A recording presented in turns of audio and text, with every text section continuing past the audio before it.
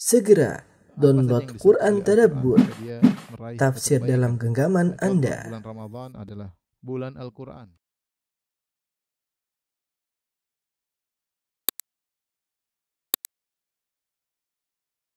Bismillahirrahmanirrahim. Assalamualaikum warahmatullahi wabarakatuh. Alhamdulillahi ala ihsani wa syukru lahu ala taufiqihi wa amtinani wa asyhadu an la ilaha illallah wahdahu la syarika lahu ta'ziman li sya'nihi wa asyhadu anna Muhammadan abduhu wa rasuluhu da'ila ridwani. Allahumma salli alaihi wa ala alihi wa ashabihi wa ikhwani. Para ibu-ibu majelis taklim Al-Ittiba yang dirahmati oleh Allah Subhanahu wa taala. Kita melanjutkan pada kesempatan kali ini pengajian kita tentang tafsir surat Al-Baqarah. Kita sampai pada ayat yang 185.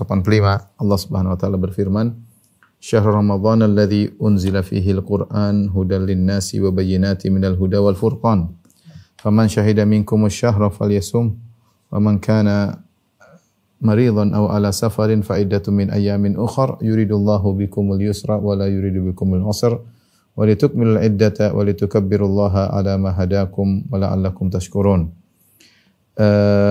Bulan Ramadan yang diturunkan dalamnya Al-Qur'an sebagai petunjuk bagi manusia dan penjelasan-penjelasan mengenai petunjuk itu dan juga pembeda antara hak dan yang batil. Karena itu barang siapa di antara kalian yang hadir di bulan itu, maka hendaknya ia berpuasa pada bulan itu. Dan barang siapa yang sakit atau dalam perjalanan lalu ia berbuka, maka wajiblah baginya berpuasa sebanyak hari-hari yang ditinggalkannya pada hari-hari yang lain. Allah menghendaki kemudahan bagi kalian dan tidak menghendaki kesukaran bagi kalian. Dan hendaknya kalian mencukupkan bilangannya dan hendaknya kalian mengagungkan Allah atas petunjuknya yang diberikan kepada kalian supaya kalian bersyukur. Baik, ayat ini ayat Al-Baqarah 185 memansuhkan ayat sebelumnya yang di mana Allah Subhanahu wa taala berfirman wa 'alal ladzina yutiqunahu fidyatun ta'amu miskin, ya. Barang siapa yang berpuasa maka dia memiliki dua pilihan sebelumnya, yaitu untuk berpuasa atau dia membayar fidyah, ya. Untuk membayar fidyah. Itu aturan sebelumnya ketika berpuasa. Seorang yang mampu untuk berpuasa dia punya dua pilihan. Sebagaimana kita jelaskan pada pertemuan lalu. Dia boleh untuk berpuasa atau dia tidak puasa tapi dia berfidyah. Kemudian turun ayat berikutnya memansuhkan hukum yang sebelumnya. Yang ayat berikutnya menunjukkan bahwasanya barang siapa yang mampu wajib puasa. Wajib puasa. Tidak lagi boleh memilih puasa atau berfidyah. Ya. Tetapi ketika turun ayat ini ayat 185 maka wajib orang yang mampu untuk berpuasa. Allah berfirman Syahrul Ramadhan alladzi unzila fihi al-Qur'an, ya. Ayat ini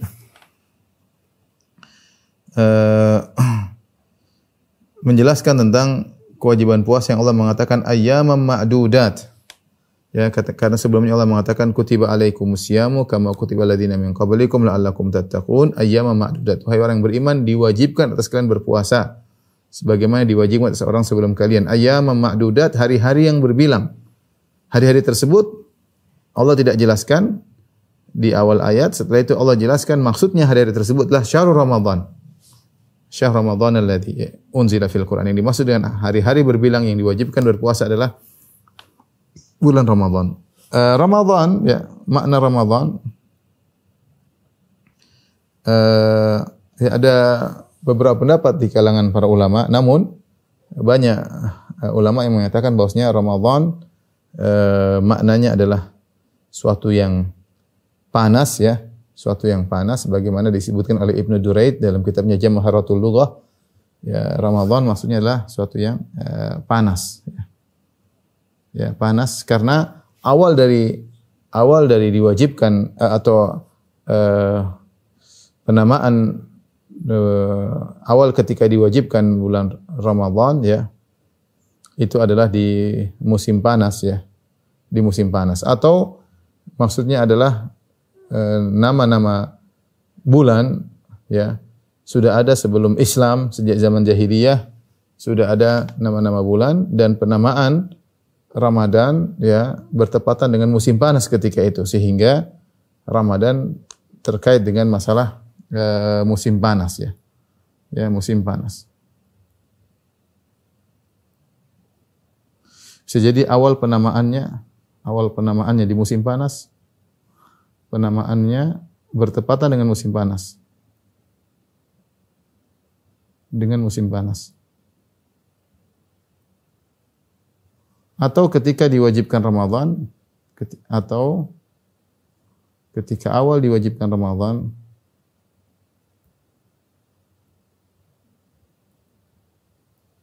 Ramadan adalah di musim panas. Kita tahu di Madinah, ya, kalau sudah panas maka sangat panas sekali. Namun wallahu alam, yang benar bahwasanya penamaan Ramadan sudah ada sebelum Islam, ya. Jadi bisa jadi dinamakan Ramadan di zaman jahiliyah dahulu karena pas ketika itu musim panas. Intinya Ramadan maksudnya secara bahasa artinya panas. Ada yang mengatakan Ramadan panas bukan ditinjau dari musimnya, ini adalah ditinjau dari musimnya. Ada pendapat yang mengatakan Ramadan panas maksudnya seorang ketika berpuasa maka dalam tubuhnya dia merasa panas, sehingga dikatakan puasa Ramadan. Ada yang mengatakan bahwasanya bulan Ramadan dikatakan bulan Ramadan karena puasa tersebut membakar dosa-dosa, ya, panas sehingga membakar dosa-dosa yang melekat dalam tubuh seseorang. Ini sekedar penamaan. Adapun hadis yang menamakan Ramadan adalah salah satu dari nama-nama Allah adalah hadis dhaif, ya. Hadis dhaif. Jadi Ramadan bukanlah di antara nama-nama Allah, ya. Karena nama-nama Allah pada dasarnya adalah memiliki kandungan makna yang indah, ya. Kandungan makna yang indah dan tidak pantas Ramadan merupakan salah satu dari nama-nama Allah. Wallahu a'lam bishawab. Ini sekedar penamaan Ramadan, maknanya adalah kembali kepada makna panas. Syahr Ramadan alladzi unzila fihi al-Qur'an. Di bulan Ramadan itulah ya diturunkan Al-Qur'an. Unzila fihi al-Qur'an. Kata Allah Subhanahu wa taala, Syahr Ramadan alladzi unzila fihi al-Qur'an. Nah, yang diturunkan padanya Al-Qur'an. Bulan Ramadan diturunkan padanya Al-Qur'an.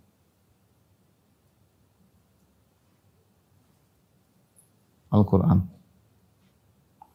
Ada dua pendapat di kalangan para salaf tentang makna diturunkan padanya, ya. Dua pendapat, namun dua pendapat ini tidak saling bertentangan, ya. Pendapat pertama mengatakan maksudnya adalah sebenarnya ini diriwayatkan dari Ibnu Abbas, ya. Namun sanadnya masih diperselisihkan, ada yang mengatakan hasan, ada yang mengatakan dhaif, bahwasanya diturunkan pada bulan Ramadan Allah menurunkan Al-Qur'an secara keseluruhan dari Lauhil Mahfuz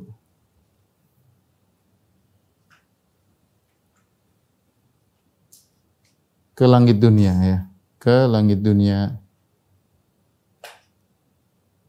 Nah, setelah Allah turun ke langit dunia, maka kemudian Jibril menurunkannya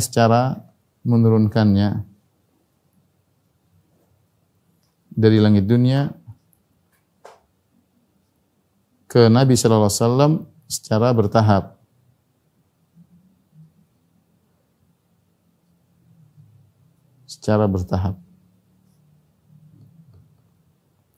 Ini pendapat pertama. Pendapat yang kedua menyatakan maksudnya yang diturunkan padanya Al-Qur'an yaitu awal diturunkan Al-Qur'an. Bukan secara keseluruhan. Al-Qur'an di bulan Ramadan.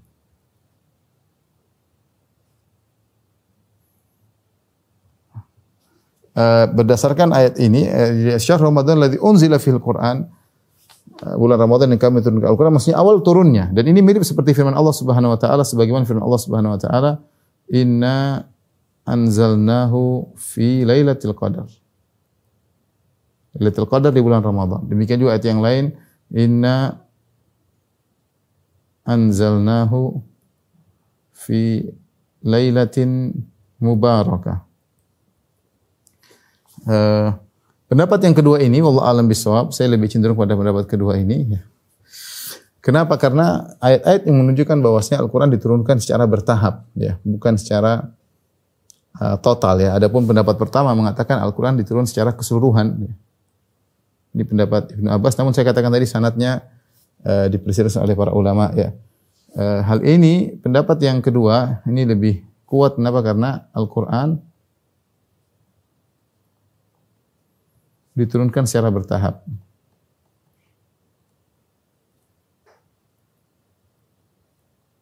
Seperti firman Allah Subhanahu wa taala, wa Qur'anan faraqnahu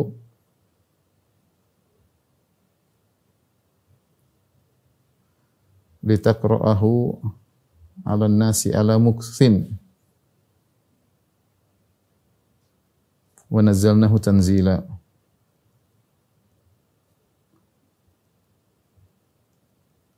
Quran kami turunkan, faraqnahu itu kami turunkan secara bertahap, tidak langsung sekalian. Ya, sebenarnya dalam surat Al-Isra, wa Qur'anan faraqnahu litaqra'ahu 'ala mukthin, agar engkau wahai Muhammad membacanya secara pelan-pelan. Ya.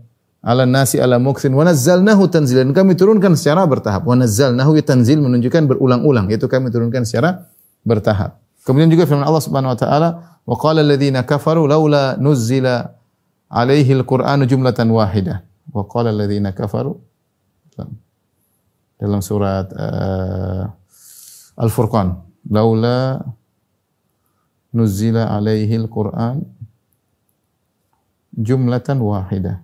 Kadzalika liyutsabbita bihi fuadak rattalnahu tartila. Berkata orang kafir, kenapa Al-Qur'an tidak diturunkan kepada Muhammad secara total sekaligus ya?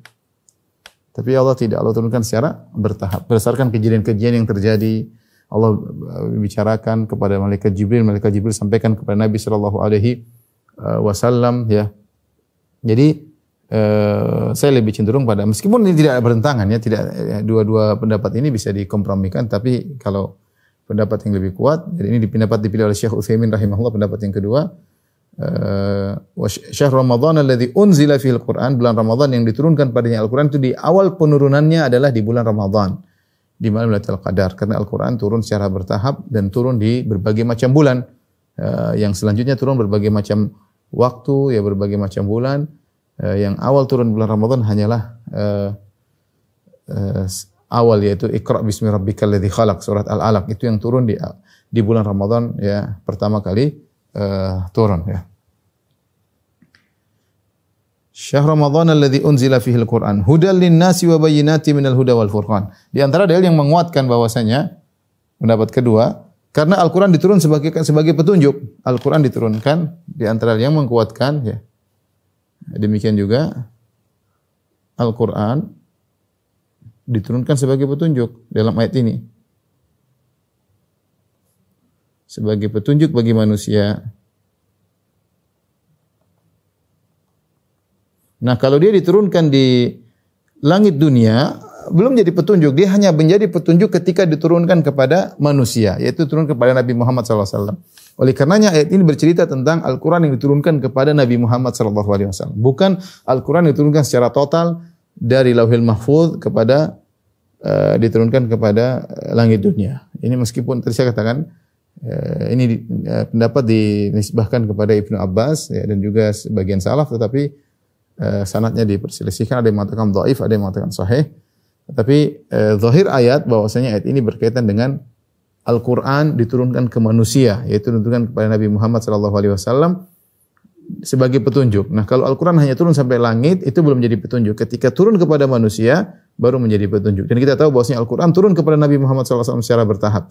Jadi intinya, pendapat yang lebih kuat, syahr Ramadan alladzi unzila fil Qur'an, Al-Qur'an diturunkan di bulan Ramadan, maksudnya awal Al-Quran diturunkan. Itu surat Al-Alaq ayat 1-5. Iqra bismi rabbikal ladzi khalaq.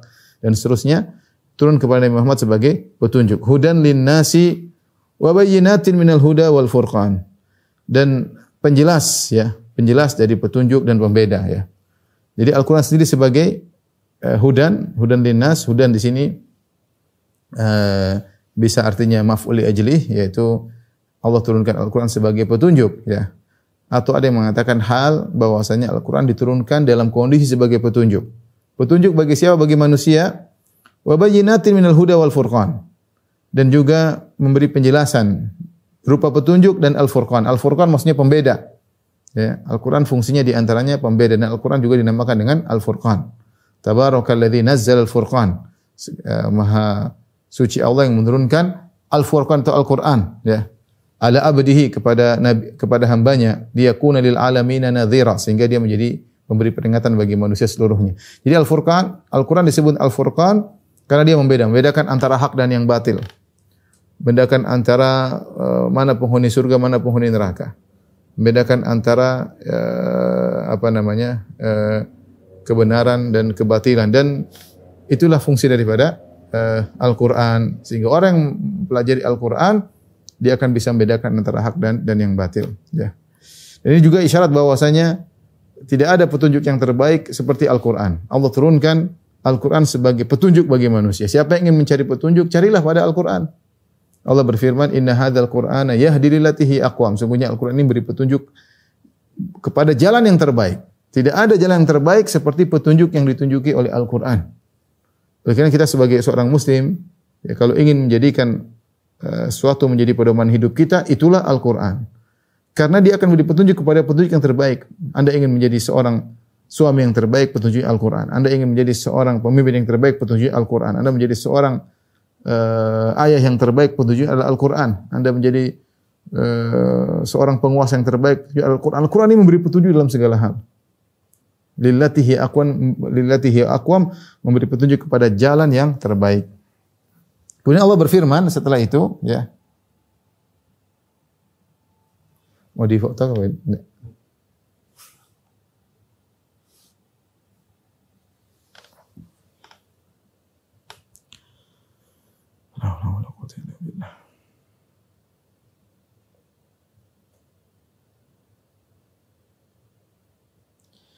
Setelah itu Allah berfirman, "Faman syahida minkum asy-syahra falyasum." Barang siapa yang menyaksikan dari antara kalian menyaksikan bulan tersebut, maka berpuasalah. Syahidah di sini ada yang mengatakan syahidah artinya menyaksikan, itu dia lihat hilal. Siapa yang melihat hilal di bulan Ramadan, maka hendaknya dia berpuasa. Nah, ayat ini memansuhkan yang saya katakan tadi. Memansuhkan pendapat yang mengatakan dahulu orang kalau berpuasa dia boleh milih. Boleh puasa, boleh berfidyah. Setelah turun ayat ini, "Faman syahida minkum asy-syahra falyasum." Siapa yang menyaksikan hilal, maka wajib dia berpuasa. Maka tidak ada pilihan lagi. Yang mampu harus berpuasa, tidak boleh lagi bayar fidyah. Ya. Atau ada yang berpendapat man syahida, syahidah maksudnya hadara. Siapa yang hadir di bulan tersebut, tidak sedang bersafar, ya. Syahida maksudnya dia hadara, dia hadir di bulan tersebut di tempatnya, dia sedang bermukim, maka wajib untuk berpuasa. Beda kalau dia sedang bersafar.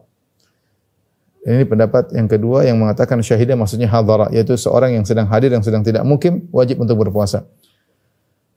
Wa man kana maridan, dan barang siapa yang sakit, au ala safarin fa iddatun min ayamin ukhar. Siapa yang sakit atau sedang bersafar kemudian dia tidak berpuasa, fa iddatun min ayamin ukhar, maka hendaknya dia berpuasa di hari-hari yang lain. Ya, ini keringanan dari syariat. Mungkin ada yang bertanya, Ustaz, bukankah pada ayat sebelumnya sudah disebutkan ya tentang barang siapa yang sakit atau bersafar sebagaimana dalam ayat 184 ya. 184 Allah sudah sebutkan ayyaman ma'dudat faman kana minkum maridan aw ala safarin fa iddatun min ayyamin ukhra. Diwajibkan kalian berpuasa hari-hari yang berbilang, siapa di antara kalian sakit atau sedang bersafar maka dia berbuka, maka hendaknya dia ganti di hari-hari yang lain. Pada ayat 185 Allah ulangi lagi, wa man kana maridan aw ala safarin. Siapa yang sakit atau sedang bersafar, maka diganti di hari-hari yang lain. Kenapa butuh pengulangan? Jawabannya bahwasanya ayat 185 adalah ayat yang sedang memansuhkan ayat sebelumnya. Maka jangan sampai disangka bahwasanya semua hukum yang berlaku pada ayat 184 dimansuhkan seluruhnya. Jadi bukan hanya terkait dengan boleh milih puasa atau berfidyah. Khawatir juga disangka bahwasanya siapa yang sakit atau bersafar boleh tidak puasa, kemudian diganti di hari yang lain. Khawatir ini juga dianggap dimansuhkan. Agar tidak dianggap dimansuhkan, Allah ulangi lagi untuk menekankan bahwasanya yang dimansuhkan hanyalah yang berkaitan dengan pilihan. Dahulu seorang kalau mampu berpuasa dia diberi pilihan, berpuasa atau berfidyah. Ya. Adapun masalah kalau sedang bersafar atau sedang sakit boleh tidak berpuasa, maka itu tidak dimansuhkan. Makanya Allah ulangi lagi penyebutannya pada ayat 185. Ya. Kemudian kata Allah Subhanahu wa taala, Yuridullahu bikumul yusra, Allah menghendaki kemudahan bagi kalian, wala yuridu bikumul usra. Dan Allah tidak menghendaki kesulitan bagi kalian. Dan ini adalah iradah kauniyah, ya. Iradah syar'iyah. Iradah syar'iyah yaitu Allah Subhanahu wa taala menghendaki kemudahan dan tidak menghendaki kesulitan. Oleh karenanya boleh kalian ketika sakit atau sedang bersafar tidak puasa. Karena kalau sakit berpuasa, makin ini repot, berat. Atau sedang safar berpuasa, maka ini kerepotan. Maka Allah tidak inginkan hal itu. Ya. Maka Allah menghendaki kemudahan bagi kalian, tidak menghendaki kesulitan bagi kalian. Ini menunjukkan kaidah yang sangat agung dalam kaidah fiqhiyah, al-masyaqqatu tajlibu taysir. Bahwasanya kesulitan itu mendatangkan kemudahan. Nah, kalau orang sakit, dia berpuasa, mungkin dia mampu tapi berat. Atau bisa jadi sakitnya semakin bertambah parah. Ya. Tapi kalau dia paksa, dia mampu saja, ya. Sama orang bersafar, kalau dia berpuasa, dia mampu, dia paksa, tapi berat bagi dia. Maka Allah ingin keringanan. Maka orang yang berpuasa, silakan berbuka. Silakan berbuka. Tapi kata Allah Subhanahu wa taala, "Walitukmilul iddata walitukabbirullaha ala ma hadakum." Kata Allah Subhanahu wa taala, "Walitukmilul iddata," agar kalian menyempurnakan bilangan puasa, ya. Ya. Walitukmilul iddata.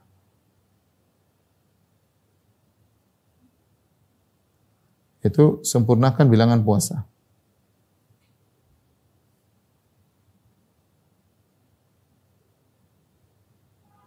Itu agar kalian berpuasa 30 atau sebulan penuh. Sebulan penuh, apakah dengan melihat hilal bulan Syawal ataukah dengan kalian menyempurnakan bulan Sya'ban, menyempurnakan bulan Ramadan 30 hari, ya. Dengan melihat hilal Syawal atau dengan menyempurnakan melihat hilal Syawal, hilal bulan Syawal, atau menyempurnakan Ramadan 30 hari.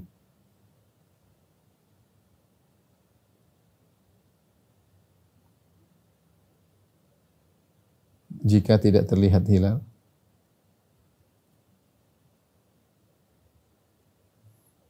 Setelah itu Allah berfirman, "Walitukmilul iddata walitukabbirullaha ala ma hadakum." Perhatikan. Setelah itu Allah lanjutkan, "Walitukabbirullaha ala ma hadakum wa la'allakum tashkurun."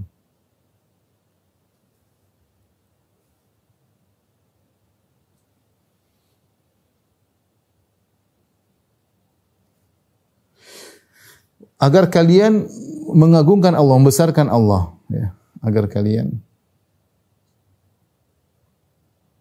mengagungkan.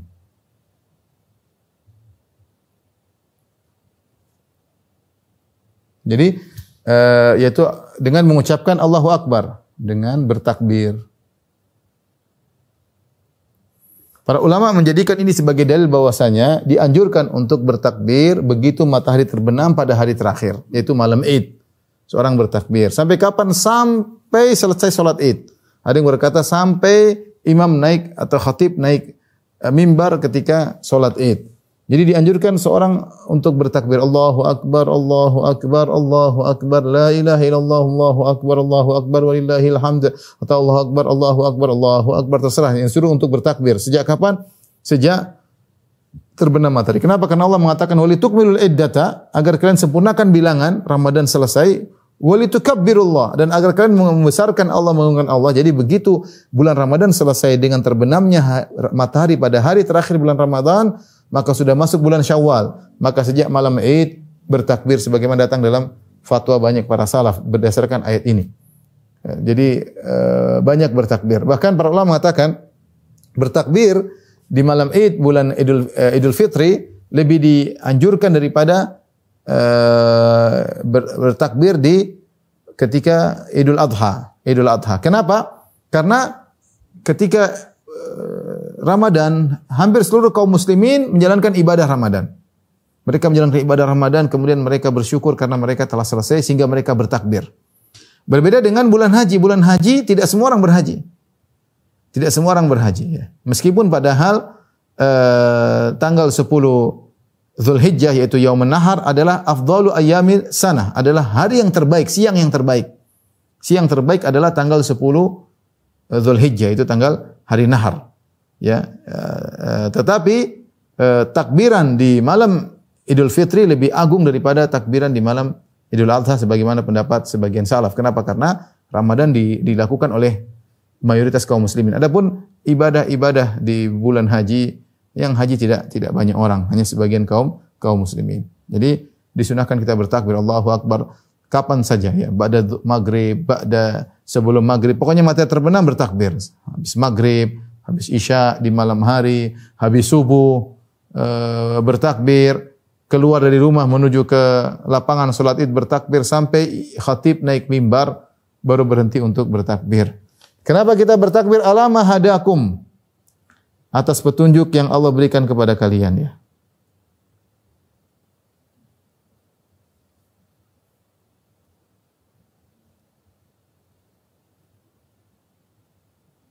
Kepada kalian. Petunjuk ini dua ya, bisa jadi hidayatul irsyad dan hidayatul taufik. Hidayatul irsyad yaitu Allah menjelaskan dalam Al-Qur'an, yaitu penjelasan. Kalau hidayatul irsyad maksudnya penjelasan, kalau hidayatul taufik artinya hidayah untuk beramal. Hidayah untuk melaksanakan. Dua-duanya kita dapatkan di bulan Ramadan. Allah telah beri petunjuk tentang pentingnya bulan Ramadan melalui Al-Qur'an, demikian hadis-hadis Nabi sallallahu alaihi wasallam. Kita dapat petunjuk, alhamdulillah, kita semangat untuk beribadah. Kemudian juga hidayah itu taufik, ternyata Allah membuat kita semangat untuk bisa beribadah di bulan Ramadan, di malam-malam bulan Ramadan, bisa salat malam, bisa tarawih, bisa baca Quran. Ini semua adalah nikmat dari Allah Subhanahu wa taala. Kalau Allah tidak berikan kita hidayah, kita tidak bisa mengerjakannya. Makanya Nabi sallallahu alaihi wasallam mengatakan, laulallah mahtadaina. Kalau bukan karena Allah kita tidak dapat hidayah. Wa ma shallaina wa la tasaddaqna. Kalau bukan karena Allah kami tidak bisa salat dan tidak bisa juga bersedekah. Jadi Allah memberikan hidayah ya. Walaula fadlullahi alaikum wa rahmatuhu ma zaka minkum min ahadin abada. Walakinallahu yuzakki may yasha. Kata Allah, bukan karena karunia Allah dan rahmat Allah maka tidak seorang pun dari kalian yang saleh, tetapi Allah menjadikan siapa yang saleh di antara yang kalian yang Allah kehendaki. Jadi seorang ketika bertakbir dia ingat akan karunia Allah. Alhamdulillah dia selesai dari bulan Ramadan. Alhamdulillah dia sudah khatam Quran. Alhamdulillah sudah salat malam. Alhamdulillah sudah menangis di malam-malam bulan Ramadan. Wa la'allakum tashkurun, dan semoga kalian menjadi hamba yang bersyukur ya. Jadi tujuan dari ini semua agar kalian menjadi hamba yang bersyukur.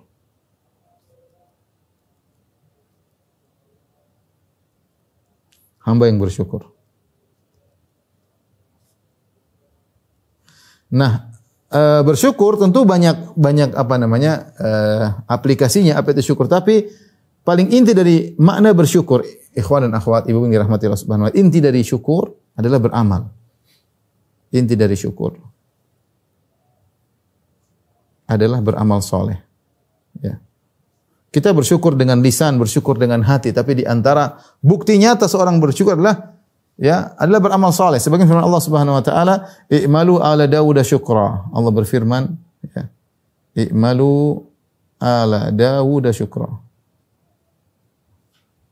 Beramallah kalian wahai keluarga Daud, maksudnya Nabi Sulaiman, sebagai bentuk syukur kepada Allah. Jadi amal syukur yang paling benar-benar bukti Anda bersyukur adalah Anda beramal saleh. Ya.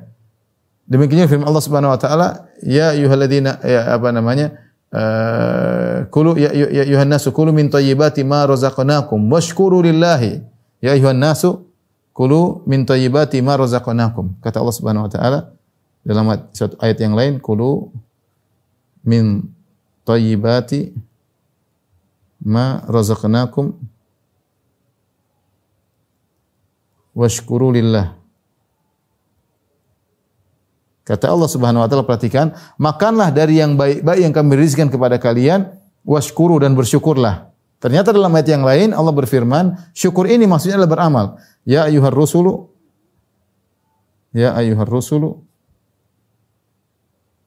kulu minat thayyibati wa'malu shaliha. Inni bima ta'maluna basir. Wa'malu sholihah. Perhatikan, makanlah yang baik-baik, wa'malu sholihah. Beramalah. Jadi syukur di sini maksudnya adalah beramal. Sebagaimana dijelaskan ayat yang lain. Jadi tujuan kita berpuasa, kemudian kita bertakbir, adalah agar kita menjadi hamba yang bertakwa. Di antara bentuk takwa adalah bersyukur kepada Allah. Di antara bukti bersyukur adalah banyak beramal saleh. Makanya kalau orang bertanya, Ustaz, apa dalil, apa tanda bahwasanya puasa kita adalah puasa yang diterima oleh Allah Subhanahu wa taala? Lihat dari hasilnya. Setelah kita berpuasa, apa hasilnya? Apakah kita menjadi hamba yang bertakwa? Apakah kita menjadi hamba yang suka bersyukur, banyak beramal saleh? Ya, setelah kita berpuasa, itu tanda bahwasanya puasa kita diterima karena hasilnya ada. Karena hasilnya ada, ya. Wala'allakum tashkurun. Baik, kita lanjutkan ayat berikutnya. Kata Allah Subhanahu wa taala, "Wa idza sa'alaka ibadi anni fa inni qarib." Kata Allah Subhanahu wa taala, jika hamba-hambaku bertanya kepada engkau wahai Muhammad tentang aku, fa inni qarib, sungguhnya aku sangat dekat. Ujibu da'watad da'i idza da'an, sungguhnya aku menjawab doa orang yang berdoa jika dia berdoa kepadaku. Falyastajibu li, maka hendaknya mereka tunduk kepadaku, ya. Segala perintahku dipenuhi. Wal yu'minu bi, dan hendaknya mereka beriman kepadaku, la'allahum yarsyudun, semoga mereka mendapat petunjuk selalu. Difotoin. Tapi kita lanjutkan ayat berikutnya. Perhatikan sini, Allah berfirman, wa idza sa'alaka ibadi anni fa inni qarib ujibu da'watad da'i idza da'an. Ya. Jika hamba-hambaku bertanya kepada engkau tentang aku, fa inni qarib. Jika hamba-hambaku bertanya kepadamu tentang aku, sungguhnya aku dekat. Sungguhnya aku dekat. Ujibu da'watad da'i idza da'an, aku mengabulkan doanya orang yang berdoa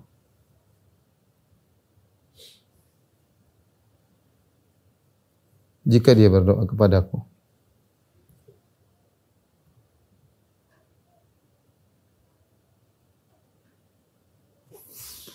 Di sini perhatikan, ayat ini dijadikan dalil oleh para ulama tentang dikabulkannya doa orang yang sedang berpuasa. Kenapa? Karena setelah ayat ini Allah menyebutkan ayat lagi tentang berpuasa. Kata Allah, "Uhilla lakum lailatas siyami rafathu ila nisaikum", yaitu ayat 187. Ini ayat 186. Ya. Ini ayat 186. Ya, ayat 185 tentang puasa. Bukan 185, jadi dari 183 ya.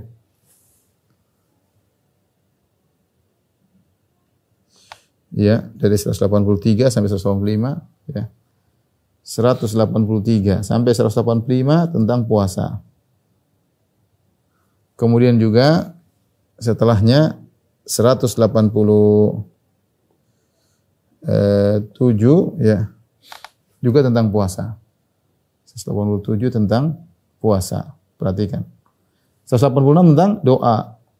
Ya, di sini Ibnu Katsir rahimahullah menjelaskan, perhatikan ayat 186 tentang doa terletak di antara sebelumnya ayat tentang puasa dan sesudahnya tentang ayat puasa. Jadi terletak di antara ayat-ayat tentang puasa sebelum dan sudah berkaitan puasa.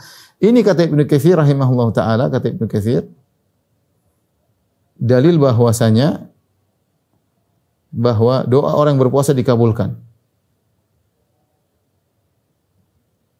Yang berpuasa dikabulkan.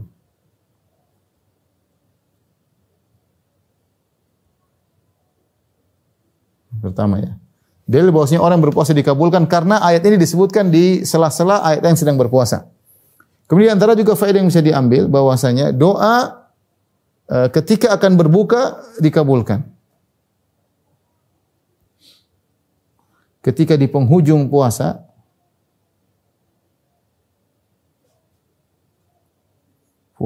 yaitu akan berbuka dikabulkan. Dikabulkan. Kenapa? Karena Allah Subhanahu wa taala tidak menyebut ayat ini kecuali setelah Allah menyebut tentang puasa. Walitukmilul iddata. Agar kalian menyempurnakan bilangan puasa. Setelah itu Allah sebutkan tentang berdoa. Berarti doa di penghujung ibadah adalah dikabulkan, ya. Dan datang dalam sebagian hadis yang diperselisihkan, ada yang menghasankan, yang mendhaifkan, yaitu bahwasanya lisaimi da'watun mustajabatun inda fitrihi, bahwasanya seorang yang berpuasa dikabulkan doanya ketika dia berbuka. Secara umum orang yang berpuasa dia berdoa kapan saja, di pagi hari, di siang hari, di sore hari dikabulkan. Tetapi lebih ditekankan lagi ketika menjelang berbuka. Berdasarkan hadis yang kita sebutkan, lisaim da'watun mustajabatun inda fitrihi, ya. Bahwa bagi orang yang berpuasa ada doa yang dikabulkan ketika dia berbuka, ya. Ya, sehingga seorang menyisihkan waktu untuk berdoa ketika hendak berbuka, Kemudian di sini juga dalil bahwasanya, ya, ketika berdoa hendaknya langsung kepada Allah, ya. Ketika berdoa hendaknya langsung kepada Allah.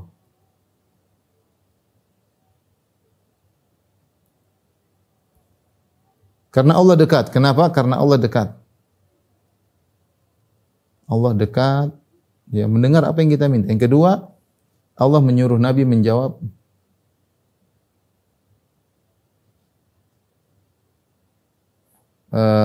Allah menyuruh Nabi menjawab, ya. Allah menjawab pertanyaan secara langsung.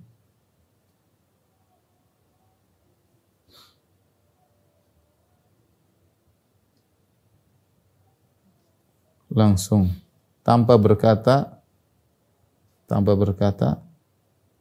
jawablah Muhammad. Apa maksudnya? Perhatikan di sini.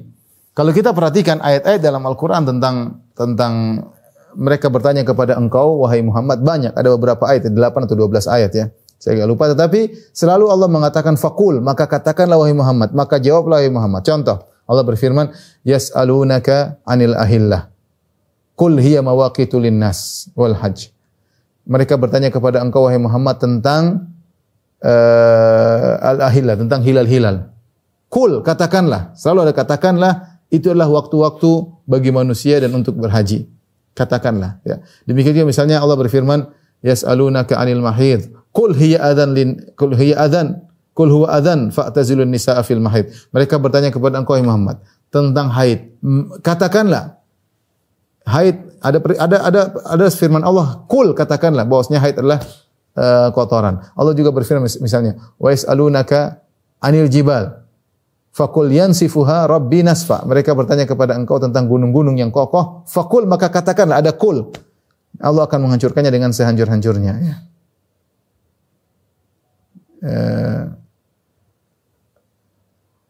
Dan demikian ketika ada pertanyaan kepada Nabi selalu Allah mengatakan katakanlah. Tapi ketika tentang doa, perhatikan, tidak ada nama katakanlah. Tidak ada Allah berkata jawablah, tapi langsung.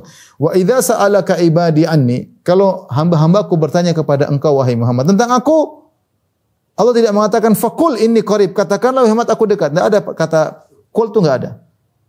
Allah langsung berkata fa inni qarib, Allah langsung jawab sendiri, aku dekat. Sehingga dijadikan dalil oleh sebagian ulama seperti Ar-Razi mengatakan bahwasanya seorang meminta kepada Allah tanpa harus perantara. Karena Allah dekat, Islam mudah, seorang ingin connecting dan Allah tinggal berdoa langsung. Angkat tangan kepada Allah. Salat malam berdoa kepada Allah. Tidak harus butuh yang lain, tidak perlu butuh pendeta, tidak perlu butuh pastor, tidak perlu, langsung pada Allah. Kita memang boleh minta orang soleh mendoakan kita, tapi kita sendiri langsung berdoa. Itu lebih afdal. Lebih afdal langsung berdoa kepada Allah karena Allah dekat. Kita tidak ragu bahwasanya Allah mau mendengar apa yang kita mohon. Fa inni qarib, dan Allah sangat dekat. Begitu dekatnya Allah, ujibu da'watad da'i idza da'an. Aku mengabulkan doa orang yang berdoa jika dia berdoa kepadaku. Aku mengabulkan doa orang yang berdoa. Perhatikan sini, aku mengabulkan doa orang yang berdoa. Orang yang berdoa jika dia berdoa kepadaku. Lihat, kalimat doa ini 2 kali, ya.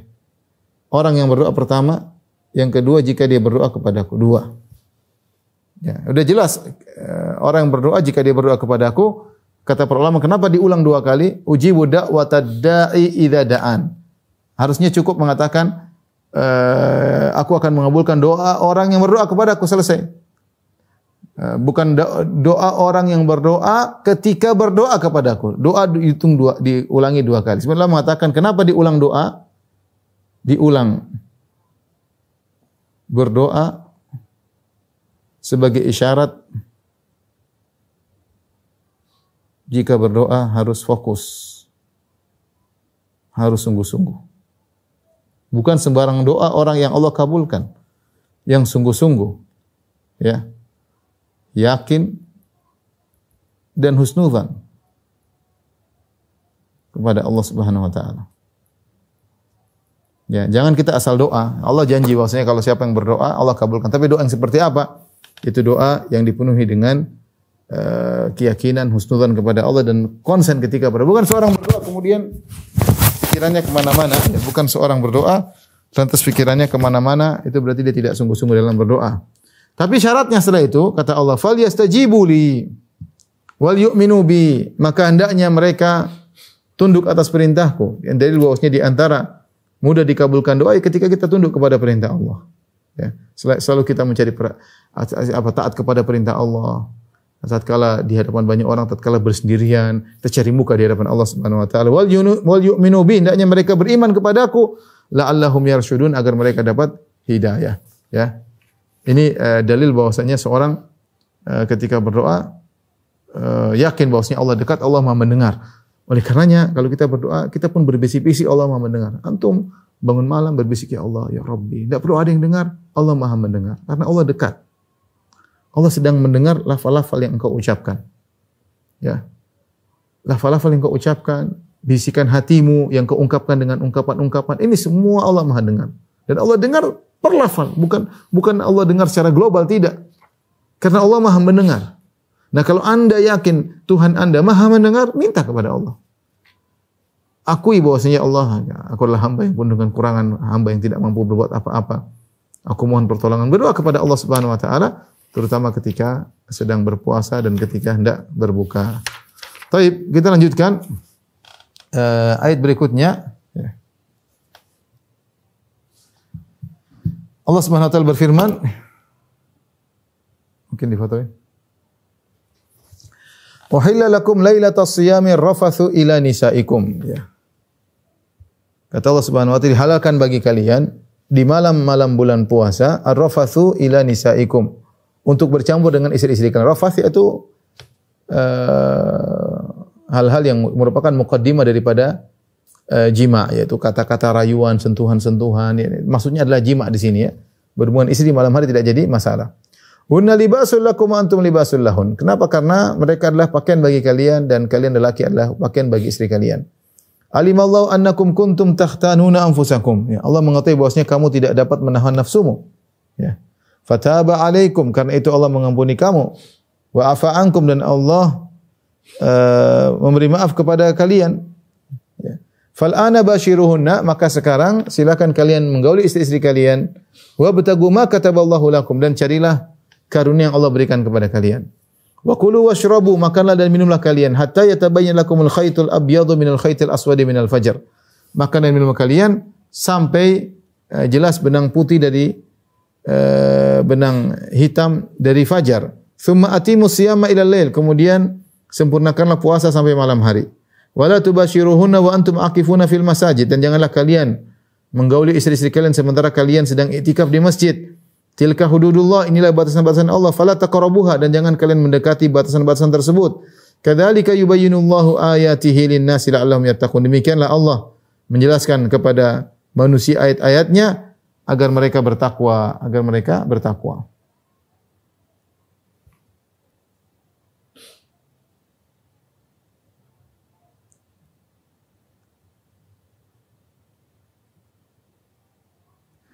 Allah Subhanahu wa taala berfirman, "Uhilla lakum lailatas siyamir rafath." Dihalalkan bagi kalian untuk menggauli istri kalian di malam hari. Sebagaimana pernah kita jelaskan, Awal ketika diwajibkan puasa, aturannya tidak boleh seorang makan lagi kalau sudah tidur sebelum Isya.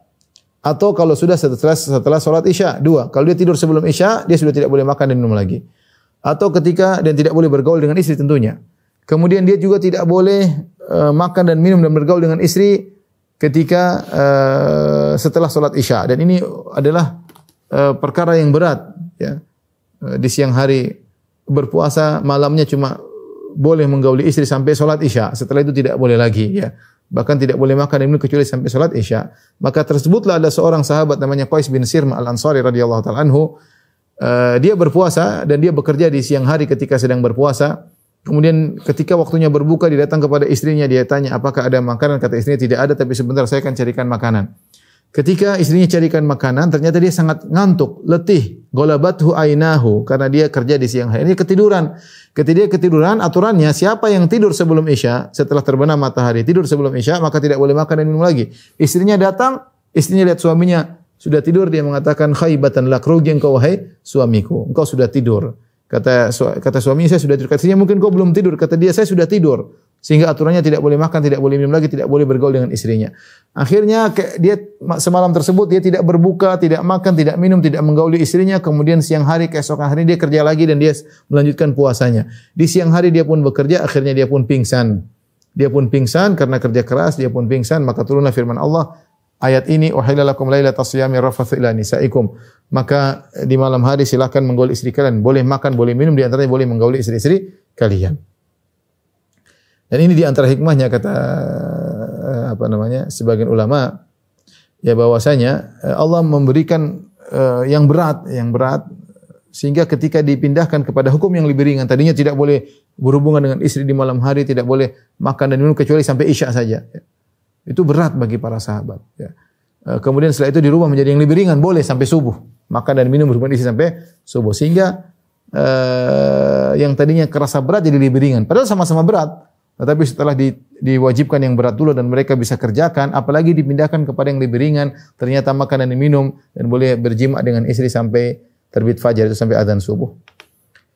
Hunna libasul lakum wa antum libasul lahun. Di antara sebabnya kenapa Allah turunkan hukum ini, karena wanita adalah pakaian bagi kalian. Sulit untuk dilepaskan dari kalian. Sebagaimana pakaian kita pakai sangat dekat nempel dengan tubuh kita, ya, menutup aurat, ya. Demikian juga kalian adalah pakaian bagi para wanita, ya. Sehingga kedekatan kalian yang begitu dekat mengkonsekuensikan di malam hari kalian berhubungan, sehingga tidak pas jika kemudian dilarang untuk berhubungan di malam hari karena begitu dekatnya antara kalian suami dan istri. Ya, karena tidur barengan, namanya kedekatan, ya. Kemudian malam hari tidak boleh berhubungan, ini sangat berat. Maka Allah sebutkan kenapa di antara hikmah Allah menghalalkan berhubungan di malam hari suami istri ketika di malam-malam bulan Ramadan, karena istri adalah pakaian bagi laki, laki adalah pakaian bagi istri. Ini hendaknya kita camkan dalam kehidupan kita sehari-hari bahwasanya istri adalah pakaian kita adalah pakaian istri. Ya, apa fungsi pakaian? Di antaranya adalah menutup aurat, ya. Menutup aurat, ya. Fungsi pakaian adalah melindungi dari yang panas atau melindungi daripada yang dingin. Kalau panas dengan pakaian kita menjadi tidak terbakar kulit kita, kalau dingin menjadi hangat. Itulah fungsi kita terhadap pasangan kita, ya, sebagai pakaian. Jadi jangan kita bongkar aib istri kita, jangan kita menyakiti hati istri kita. Sebagian wanita jangan membongkar aib suami dan jangan menyakiti suami. Jadilah anti sebagai pakaian yang memberi kenyamanan bagi pemakainya, ya, memberi kenyamanan bagi pemakainya. Alimallahu annakum kuntum takhtanuna anfusakum, dan Allah mengetahui bahwasanya kalian berkhianat kepada diri kalian. Itu kalian ingin berhubungan dengan istri kalian, ya. Kalian ingin berhubungan, ya, atau di antara kalian ada yang berhubungan dengan istri kalian di malam hari. Kalau dilarang akan berat bagi kalian. Fataba alaikum wa afa ankum, maka Allah maafkan kalian, Allah terima taubat kalian, ya. Kalau kalian melakukan pelanggaran di malam hari, maka Allah terima taubat kalian dan Allah mengampuni kalian, maafkan kalian karena berat bagi kalian untuk tidak boleh berhubungan di malam hari, ya. Setelah itu Allah berkata, fal ana basyiruhunna, maka di malam hari silakan kalian menggauli istri-istri kalian. Wa batagu ma kataballahu lakum, dan carilah rezeki dari Allah untuk kalian. Maksudnya carilah anak dengan berhubungan, ya. Jadi di sini Allah mengatakan di malam hari basyiruhunna, gaulilah istri-istri kalian. Dan ini hukum asal menggauli istri adalah hukumnya halal dengan cara apapun, dengan bentuk apapun, selama yang tidak boleh adalah menggauli istri lewat dubur, itu tidak boleh, atau menggauli istri lewat kemaluan dalam kondisi haid. Ya, itu semua tidak diperbolehkan. Adapun selain itu maka boleh bagi seorang laki menikmati tubuh istrinya di bagian manapun. Ya, ini hukumnya halal karena Allah memutlakan fal ana bashiruna, ya, gaulilah istri kalian. Tidak ada aturan-aturan khusus kecuali dua tadi. Tidak boleh menggauli pada dubur dan tidak boleh menggauli kemaluan ketika sedang haid. Wa batagu ma kataballahu lakum, dan carilah rezeki dari Allah untuk kalian. Ya, seorang ketika berhubungan jangan lupa niatkan untuk mendapat anak soleh, dan ini menjadikan hubungan tersebut berkah dan menjadikan hubungan tersebut berpahala di sisi Allah Subhanahu wa taala. Maka wa batagu ma kataballahu lakum, bukan hanya sekedar melampiaskan syahwat, tapi ketika dia berhubungan, dia berdoa kepada Allah Subhanahu wa taala. Dan dia berharap bahwasanya dengan hubungan tersebut akan menanamkan benih yang akan keluar darinya anak yang saleh, yang bertakwa kepada Allah, berbakti kepada kedua orang tuanya. Wa kulu washrabu, bukan cuma berhubungan, makan dan minumlah kalian. Sampai kapan? Hatta yatabayyana lakumul khaytul abyadu minal khaytil aswadi minal fajar. Sampai terbit fajar. Allah menamakan benang putih dari benang hitam itu fajar karena fajar ketika muncul dia dalam seperti benang, itu bentuknya secara horizontal, ya, seperti benang, kemudian melebar benang tersebut sehingga tampak benang putih tersebut di antara gelapnya malam, sehingga Allah mengatakan hatta yatabayyana lakumul khaytul abyadu minal khaytil aswadi minal fajar, sampai lihatlah benang putih daripada benang hitam, yang benang putih tersebutlah fajar. Ya, jadi boleh seorang makan ini sampai azan subuh dan boleh berjima juga sampai azan subuh. Ini dalil bahwasanya tidak mengapa seorang ketika mendapati azan subuh dalam kondisi masih junub, tidak jadi masalah. Bahkan Syekh Utsaimin mengatakan jika seorang sedang berhubungan istrinya, kemudian azan dikumandangkan, kemudian dia mencabut kemaluannya dari kemaluan istrinya, maka dia boleh berpuasa karena dia menjalankan yang boleh. Allah mengatakan boleh sampai azan subuh. Ketika ternyata dia sedang penetrasi dengan istrinya, sedang melakukan hubungan, tiba-tiba dengar azan, dia berhenti dan dia cabut, maka tetap sah puasanya, tidak jadi masalah. Sampai seperti itu, ya. Sehingga ini dari secara konsekuensi kalau azan subuh dikumandangkan seorang masih junub tidak jadi masalah. Ya, tidak jadi masalah. Bukan syarat puasa seorang ketika azan subuh dalam kondisi suci, tidak. Tapi syarat boleh dia dalam kondisi azan dia masih dalam kondisi junub. Dan ini dialami oleh Nabi sallallahu alaihi wasallam. Karena Nabi sallallahu alaihi wasallam yudrikuhul fajr wa huwa junubun min ahlihi. Rasulullah sallallahu mendapati azan subuh dalam kondisi masih junub. Karena memang dibolehkan kita berhubungan sama istri sampai azan subuh, ya, sampai menjelang azan subuh. Adapun kalau sudah dikumandangkan azan kemudian seorang masih melanjutkan hubungan intimnya, maka batal puasanya. Tapi kalau azan dia kemudian cabut, selesai, maka pendapat yang kuat bahwasanya tidak jadi masalah karena dia telah melakukan apa yang diizinkan. Kemudian summa atimus siyama ilal lail, ya. Kemudian dia sempurnakanlah puasa kalian sampai malam hari, sampai matahari terbenam. Maksudnya malam hari terbenam ilal lail, maksudnya matahari terbenam itu matahari semua, bulatan matahari seluruhnya hilang dari cakrawala, itulah malam. Kalau selama masih bulatan matahari kelihatan, maka tidak boleh seorang berbuka sampai terbenam matahari. Hatta taghruba syams, sampai matahari terbenam, yaitu sampai bulatannya hilang, maka dia boleh berbuka. Kemudian kata Allah, wala tubashiruhunna wa antum aqifuna fil masajid. Dan janganlah kalian menggauli istri-istri kalian sementara kalian sedang iktikaf di masjid, ya. Ya, kita iktikaf, ya. Kita tahu bahwasanya bulan Ramadan seorang boleh menggauli istrinya di malam hari. Tapi kalau sedang iktikaf tidak boleh menggauli istrinya sama sekali. Nah, mubasyarah di sini yang diharamkan adalah semua bentuk sentuhan yang mendatangkan kelezatan. Adapun kalau seorang ketika sedang iktikaf dia ketemu dengan istrinya, dia sentuh istrinya tapi tidak sentuhan biasa, bukan kelezatan, maka tidak jadi masalah. Sebagaimana Nabi SAW sedang iktikaf, kemudian Aisyah radhiyallahu anha menyisir rambutnya dalam hadis. Aisyah menyisir rambutnya. Jadi ada sentuhan antara Nabi dengan Aisyah sementara Nabi sedang iktikaf. Tapi itu bukan sentuhan syahwat. Ya, misalnya kalau seorang sedang iktikaf kemudian dia harus pulang ke rumahnya karena kebutuhan, dia ketemu istrinya, dia sentuh istrinya, tidak jadi masalah meskipun sedang iktikaf. Tapi kalau dia pegang istrinya sambil bersyahwat, dia cium istrinya, maka ini hukumnya haram. Jadi yang haramkan bukan cuma berhubungan saja, tapi semua hal yang sentuhan-sentuhan yang menimbulkan syahwat maka diharamkan. Karena seorang ketika sedang iktikaf dia sedang fokus beribadah. Dia sedang fokus beribadah, dia menjauhkan segala hal yang bisa membuat dia tidak fokus dan mengantarkan dia kepada hasrat untuk berjima dengan istrinya. Maka orang sedang iktikaf menjauhi hal ini semuanya. Ya cuma 10 hari. Dia fokus kepada Allah Subhanahu wa taala.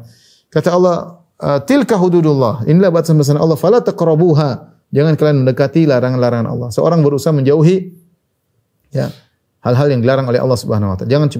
Jangan dekat-dekat, karena seorang kalau dekat-dekat dia bisa terjerumus. Sedikit demi sedikit akhirnya terjerumus. Kadzalika yubayyinullahu ayatihi, demikianlah Allah jelaskan ayat-ayatnya linnas kepada manusia la'allahum yattaqun, agar mereka bertakwa. Ini dalil bahwasanya Allah menjelaskan ayat-ayat kalian bertakwa. Semakin jelas ayat bagi kita, kita semakin mudah bertakwa.